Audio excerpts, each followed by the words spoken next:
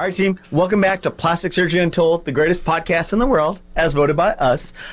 Today's super cool. We're going to talk a little bit about skincare. I feel like we've spent a lot of time talking about procedures, treatments, but, we've never talked about the superficial layer, the skin itself, and kind of how that plays a role into it. So Christine was nice enough to come back and join us to go over some of the skincare needs, myth questions, and how to get on a good regimen. But before we get into all the good stuff, let's catch up with the team, see what's going on here. And G-berto, for those of you following us on YouTube, can see he's mistletoe ready. He's got a really, hot green blazer and his my little tartan pocket square. You're square, looking festive, dude. Thank you. Festive. Thank you. Well, what's going on in your life? What's been going on? I just got back from another trip. Believe it or not. This one was work-related, though. We had our annual conference for the Society of Dermatology PAs in Los Angeles. So I went out there, visited some friends, and I had to work because, if you recall, I was asked to be on the podcast team for the society. So I was working the conference. How did it go? I think it went really, really well. It was a little bit of a different role. I actually had to moderate the interviews as opposed to just being like a co-host. So that was a little interesting because, I've hosted a couple of episodes on Plastic Surgery Untold, but for the most part, you're our captain. So it was a little different to be in the captain's chair this time. Do you want to take more captain's seats? I'd love to hand it over and sit in the back and just backseat drive a little bit. So, well, that's exciting, man. It was good. Maybe something for 2022. Yeah. But you liked it? I liked it. It was fun. It was a great time. Los Angeles was so much fun. Weather could have been better, but it was a little hazy, a little cloudy, but not the sunshine I was hoping for. But it was a lot of fun. Had a great time. But you brought the sunshine. You are the sunshine. Oh, thanks, John. T-Bone, what's going on? Oh man, just still hard at work. Had a couple of very productive conversations here in town, and then also up in the Midwest with my partner with some new offices that we're potentially bringing on as new clients. So just trying to grow the business. We've got a couple new providers that have joined us that are awesome. Cannot say enough good things about them. So yeah, just growing the business and working hard, man. Well, I'm just glad you still make time for us little people. we appreciate it, and hopefully 2022 you'll still be a part of this team. So. Oh, always, man, always. Christine, what's going on? What's new in your life? So I'm still new to Austin, so every day feels new. Still trying to figure out the place. Getting comfortable with the office. What's your favorite restaurant? Favorite restaurant, Jack Allen's. Okay. Ooh, okay. I live right next to a Jack Allen's, so yeah, I go there a lot. They have mac and cheese. The bars are great happy hour too. Yes, and lots of taco places everywhere. Velvet Taco. Oh my gosh, we had that yesterday for lunch, so that was pretty awesome. But yeah, just trying to get busy at the office. I've been there for a little over a month, and just talking to your patients and getting everybody used to my face. Yeah. Speaking of face and getting used to you, let's talk about people's faces a little bit, because I think in right now with some of the weather changes and obviously wearing the mask stuff, I think that's a big issue stuff. And we've talked about fillers, we've talked about surgeries, we've talked about facelifts, those type of things, but we've never really addressed the skin and kind of, how to get into a good regimen other than telling people that they should do it. But maybe let's start at the very easiest beginning part, because let me tell you, my mom, will just go shopping. She loves certain stuff, but she just picks stuff out randomly. If she didn't just fly in and out on the weekends, we need to get her to see you. And now that we're open on weekends, she can. But how do people get a good regimen? Because people have the habit of, they'll pick up something at Nordstrom's, Macy's, they walk through, there's something on sale, they pick it up. They got 5,000 products in their on their sink. Right. They're using stuff, kind of sporadically. And I know a lot of people, second part of the question is, a lot of people shy away from medical grade products because they think it's going to be super expensive, which some can be, but not everything is as expensive as you think compared to other stuff you buy at department stores. And also, 3 or 4 quality products versus like 42 products you're not going to use. Yes. Absolutely. There's like 16 questions there. Welcome to the podcast where Dr. Franco asks 19-part questions Yes, and then hands them off. I think I can follow. I'm a Gemini, so let's see. Okay, so skincare. So yeah, the difference between medical grade and the stuff you buy at the store, and some of the stuff at the department store is still in the $200 and $300 you're paying for a name. So something I learned in school: check the first 3 ingredients on the back. If it's glycerin and water, and you can't spell the rest of it, it's probably crap. It's fragrance. So the stuff we have in the doctor's office, less fragrance, less fillers. They're active products. Most of them have studies. A lot of the lines we carry have studies that come out in the JDD, and they do work. So I think it's worth spending a little bit of money on 3 or 4 products. Somewhere, any patient that comes into my room, they must be wearing a sunscreen daily. So that's just one product that's simple, is finding a good moisturizing sunscreen that you wear every day.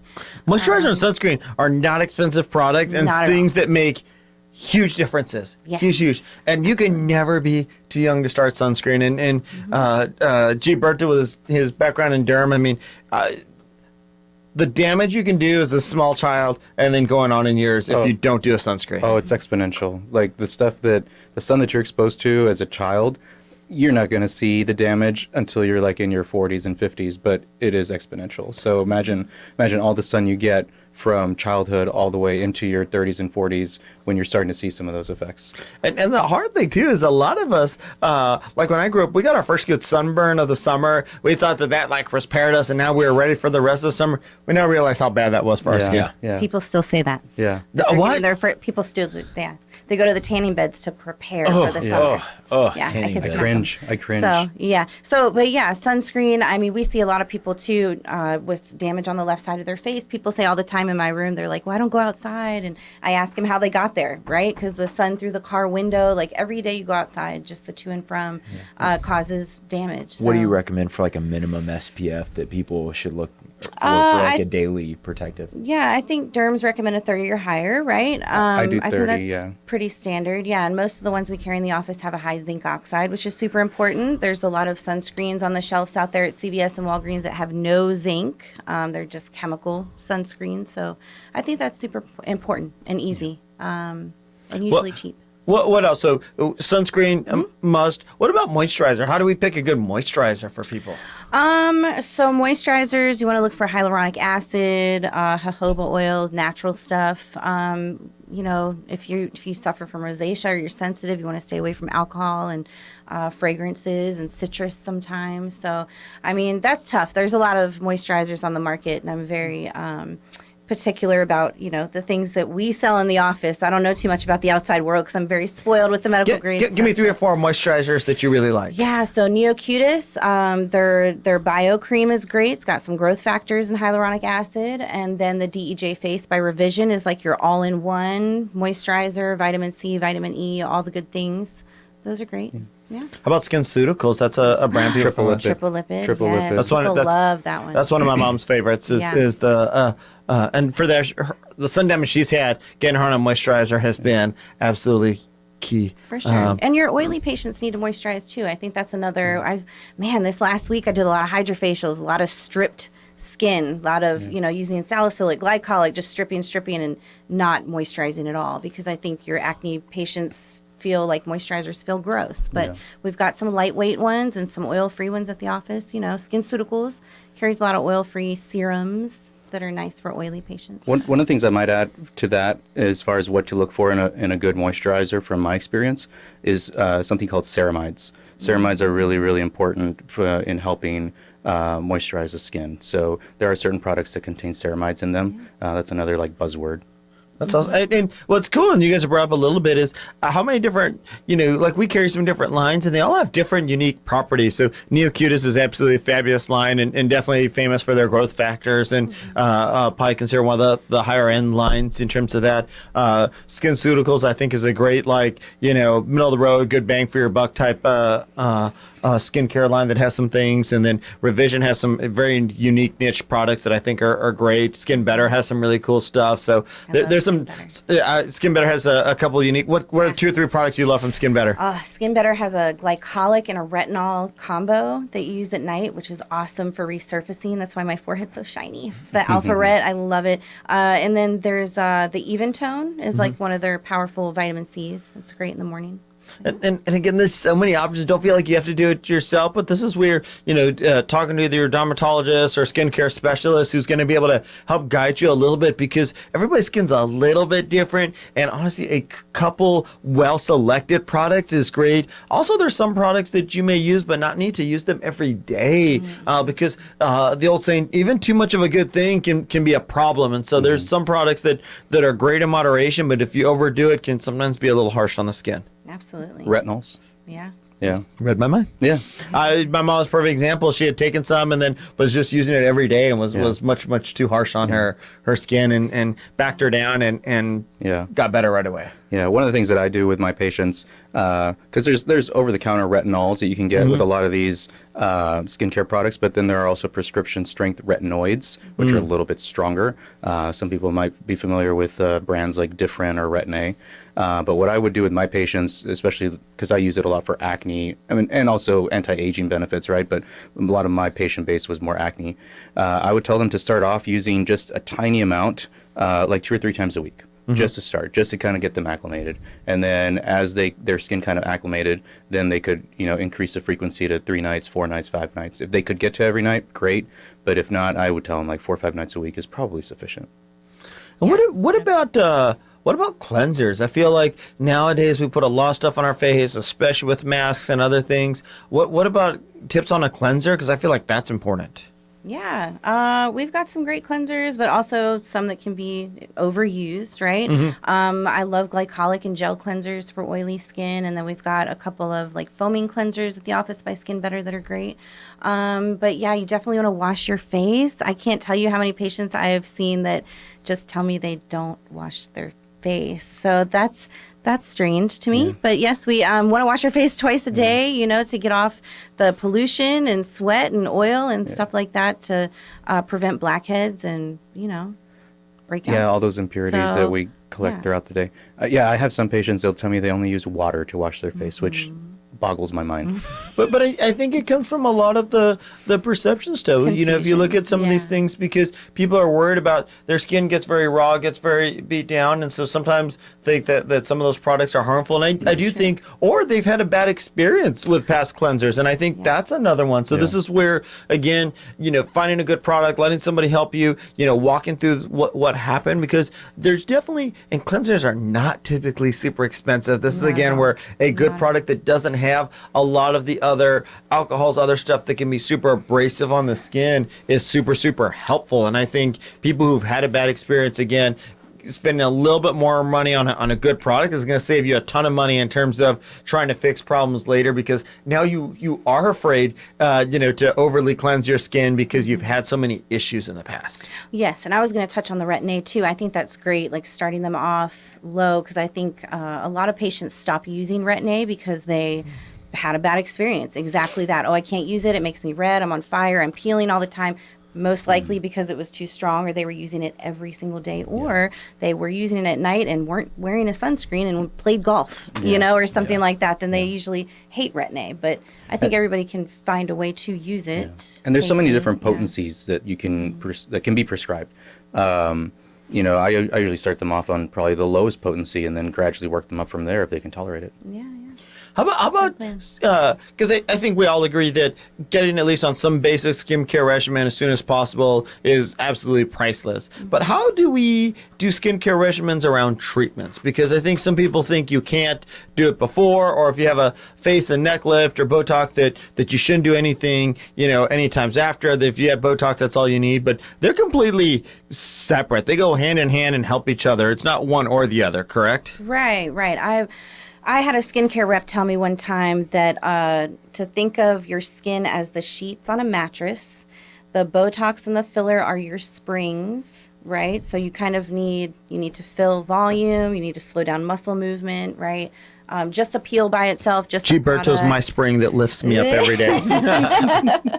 Just a product by itself is not going to, cure all your wrinkles and spots on your face. So yes, I think it all goes hand in hand. I think after you get a facelift, it's very important to take care of your skin afterwards and keep your results lasting, so. And that's where we came up with this title of you know, your face is your Ferrari. I mean, this is your baby in terms of this, and so you know you wouldn't spend a ton of money on a surgery and then not take it for a car wash, not take it for an oil change to make sure everything's running perfectly. Because remember, to get the really fine lines, wrinkles, the skincare looking great, you know, it's going to be hard without treating that surface, and you're not going to pull the skin so tight to get every wrinkle. And even if you did, but you didn't take care of it, that's not going to look great. And so you don't want a bunch of dents on the outside with this, like, you know, massive engine on the inside. That doesn't make any sense.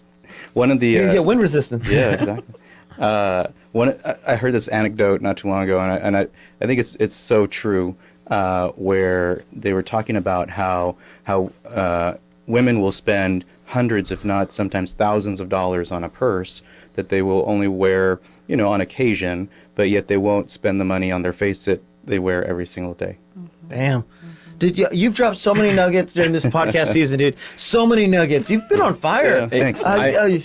It's totally the first true. vacation in 3 years did him good. I know it did him. I feel did him well refreshed. good. I feel refreshed. But I completely agree with that. And then to piggyback on that, oh man, I lost my train of thought. Unreal.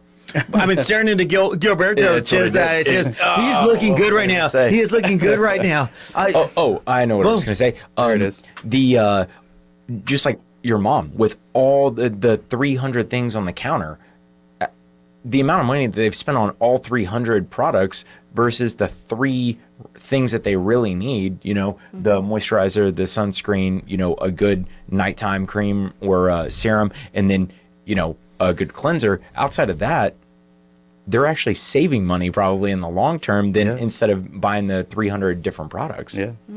Can we talk a little bit about pumpkin spice latte season, which equals peel season? I feel like peels is something that a lot of people hear about, but I don't know that one, I think people think that peels are old and lasers have replaced them completely, which I think is fiction and not fact. Also, too, I think people hear about them and are interested, but don't really know what they do, who should get one, why. Go ahead. Yeah, no. Let me know about pumpkin spice latte. I was just gonna say. So, are you saying that PSL is really more PLS? Yes. Peel Yes, I am. season. Yes, I am. That makes I'm trying to make sure you're not word wizarding me right now. PSL season is PLS season? Yes, sir. Yeah, I like what you did there. Yes, I love peels. I feel like, especially in Texas, there's so much sun damage.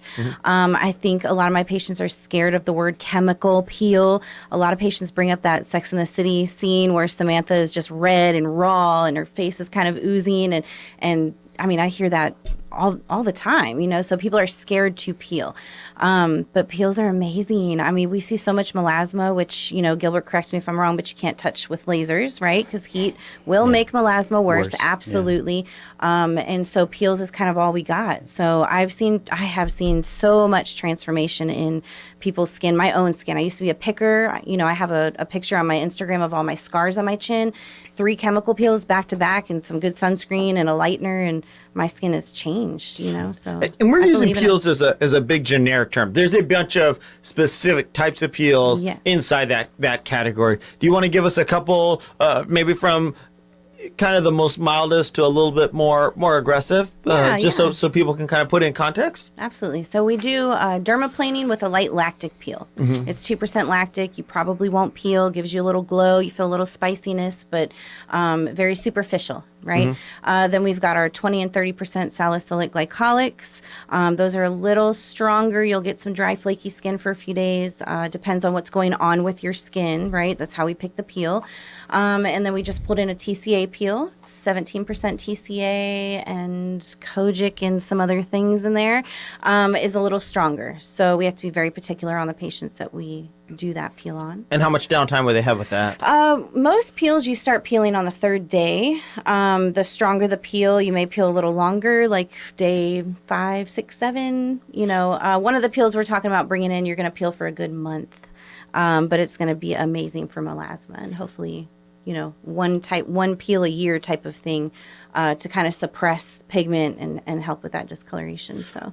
Because like you're saying, melasma is definitely one that's hard to treat, but we get people with it all the time, especially here in Texas, and so a little bit of a process to treat that. Absolutely. And I think, these peels usually come with products to take care of your skin.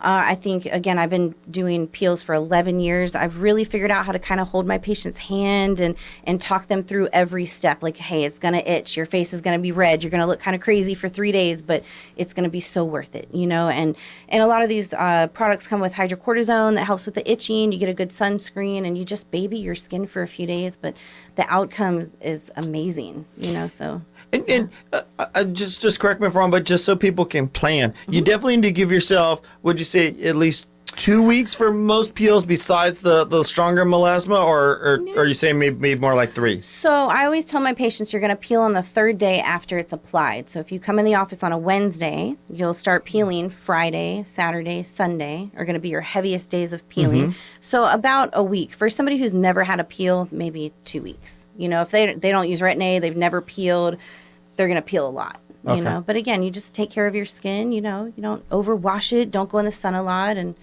it's worth it. Just mostly for planning, because I think during holiday season, other stuff, it's great because people aren't in the sun. You don't have a ton of things where you have to have it, but right now it's a little bit of hit or miss depending on what people have going on. Sorry, G, go ahead. Oh no, I was just gonna say, one of the other benefits with peels that maybe some people don't really realize is that we lose skin cells throughout the day, right? And this is just an accelerated way of helping to address that. And so, you have nice youthful skin underneath the epidermis, or like the keratinization of the skin. And so if you can just like eliminate that top layer of and just get it to like slough off, your skin's going to look so much better underneath, and it's going to be more youthful looking, have a nicer glow to it. And so essentially that's what a peel does. Boom. That's awesome. What about, can we talk about a few other things? Because I don't want to run short on time. What about Hydrafacial? I know we talk about this and we've had other episodes, but where does that fit into this? Because it's got some special vortex kind of cleansing as well. Where does that fit in this whole skincare regimen? So Hydrafacials are a good maintenance treatment to do every 4 to 6 weeks. We've got memberships at Austin Plastic Surgeon where you can come in every month and get a Hydrafacial.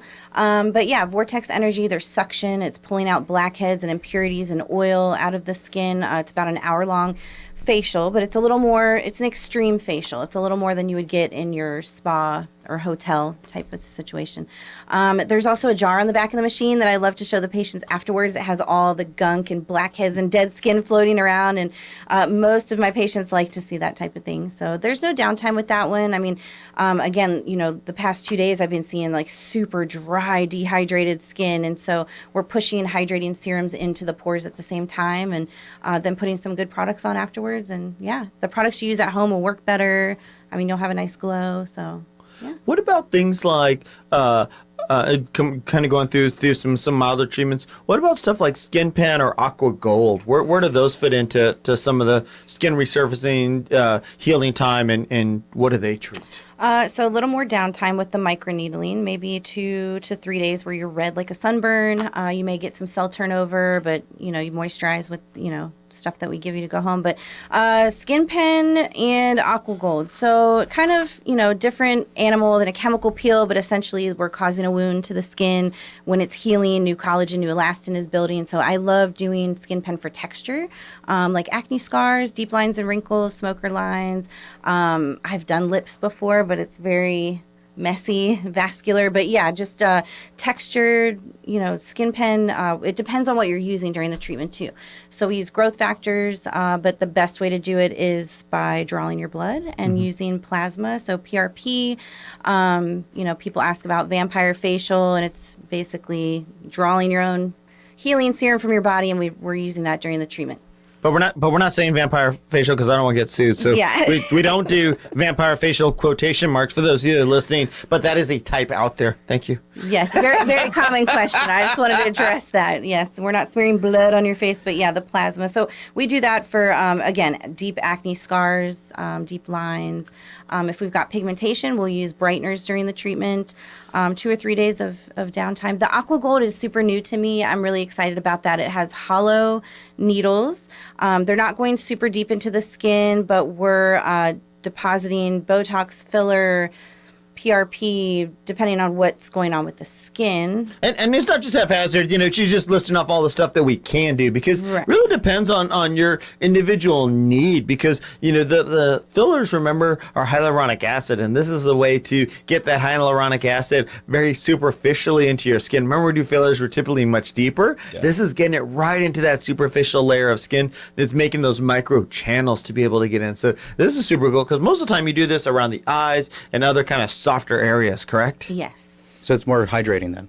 Definitely hydrating. I do think it does do a little bit of dermabrasion, shaving, but a very, very milder effect of that. Yeah, and supposedly Botox will slow down oil production in the yeah. pores and maybe shrink the pores. So yeah, that's again new technology to me, but I'm excited to see. So, just firsthand. Well, I guess this would be like secondhand. My wife at Your Trendy Therapist. There it is. She came in and she had it done in the office. She had the aqua gold and she could tell a huge difference, like her pore size, and she just felt like her skin felt tighter and brighter for honestly like a couple of months, like post-op or post-procedure. So really cool. And it was noticeable for me. I was like, man, I was like, that really did work. It like helped to shrink your pore size and everything. It was very cool. Yes. Well, because I think the aqua gold needles, the depth that they reach is like just into the dermis, and so you're not getting into the muscle, which is where we're usually depositing the Botox. Yeah. Right, so you're getting all these other like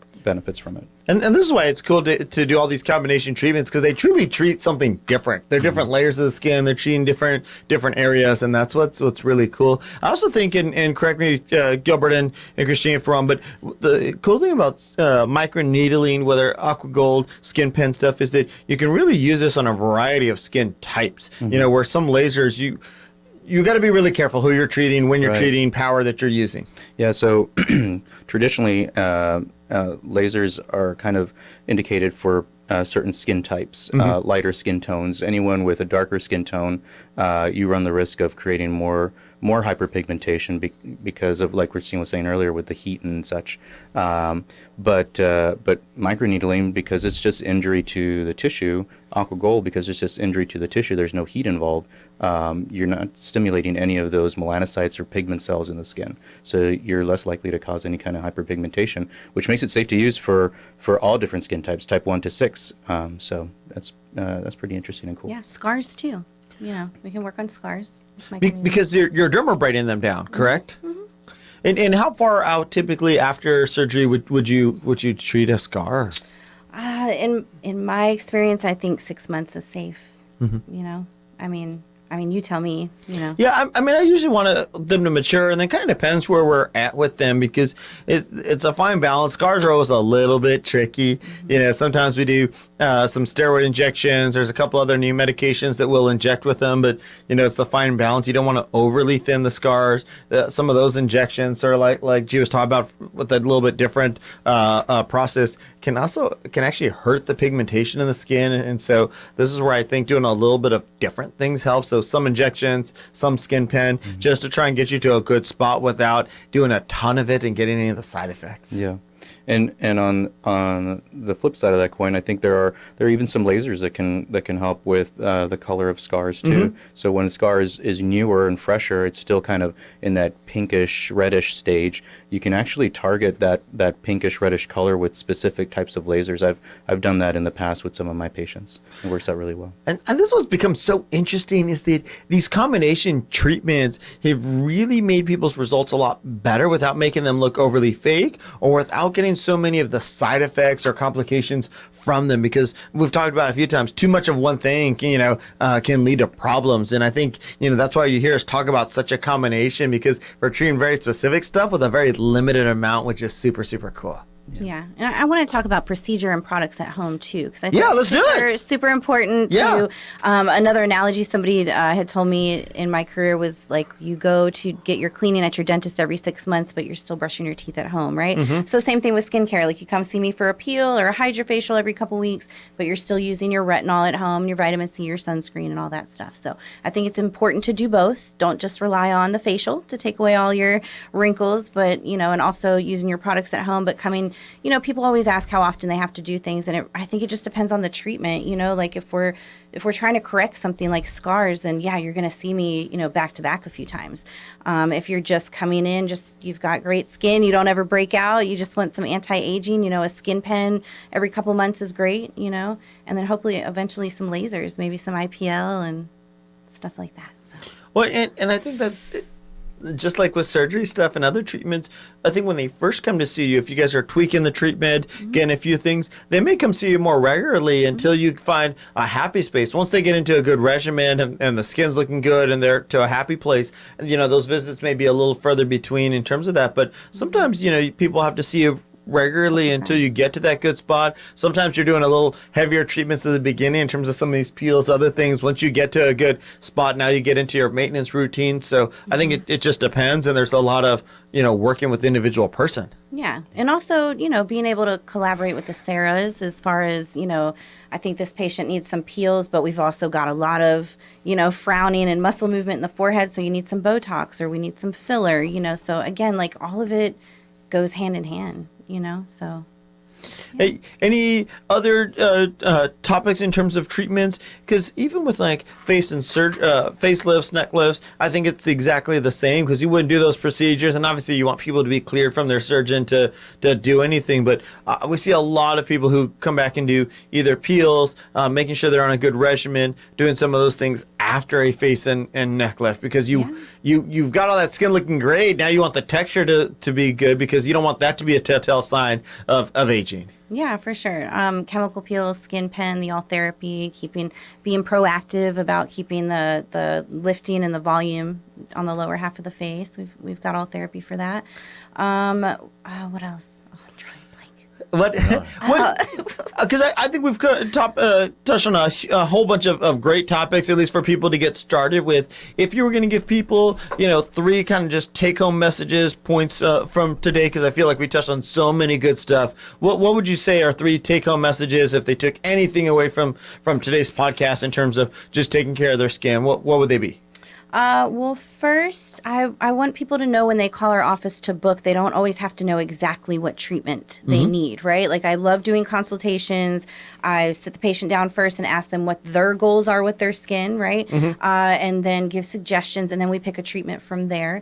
But, sunscreen, I'm a huge advocate for sunscreen. So if you're going to do anything, especially with my male patients, I feel like the past few years I've been seeing more male patients that are concerned about eyes, lines on the forehead, not so much lifting of the lower face yet, but they're starting to step into, what can I do for this, and just keeping it simple, eye cream, sunscreen, maybe a retinol at night if you can tolerate it, but yeah. Sunscreen seems like an easy one, and basically like a no-brainer. Like that's a must. That's what you should do. It's not expensive. It's going to make a huge difference. Yeah, and you're protecting your investment, right? I mean, exactly. You pay all that money for all these procedures. You want it. Sunscreen is very easy. Something very easy. And if you're like G-berto, who's a Figs model, then that's your moneymaker. Refer to one of our previous episodes to know what we're talking about. Any last skincare take-home message? Anything else you want to share with the world? Oh gosh. You don't have to. You've dropped a lot of nuggets already. Yeah. Can we do a quote of the day then? Anybody? Sure. I go for it. Oh, gee. Okay. Cool. So this next quote is from Rosalind Russell. It says, "Taking joy in living is a woman's best cosmetic." Ooh. But I think taking joy in living is a take-home message for all of us, especially in the world the last 2 years and stuff. I feel like it's been roller coaster ride for most of us in one way or another. We've definitely, between all of us personally, have had some highs, some lows, and so, enjoying every day to the fullest. Yeah. Totally agree. So it's everyone's cosmetic. Yeah. Everyone's best cosmetic. Yeah. Boom. That's right. Awesome. Well, Christine, I appreciate you joining us today. Thanks for sharing all your knowledge. Hopefully you'll come back, because I think this has been super helpful and something we want to do on a more regular, especially as we get into spring and kind of some things to do as the summer approaches, if you will. But for all of you listening, we truly, truly appreciate all of you that tune in. This is fun for us, and hopefully it brings you guys a little bit of education and some entertainment on the long drives and so forth. Plastic Surgery Untold. greatest podcast in the world is voted by us. Download us anywhere you get your favorite podcasts, iHeart, Spotify, Pandora. And then if you want to see us, obviously you can see us now on YouTube and on Facebook. So boom, boom, boom. We'll see you guys. All right. Bye.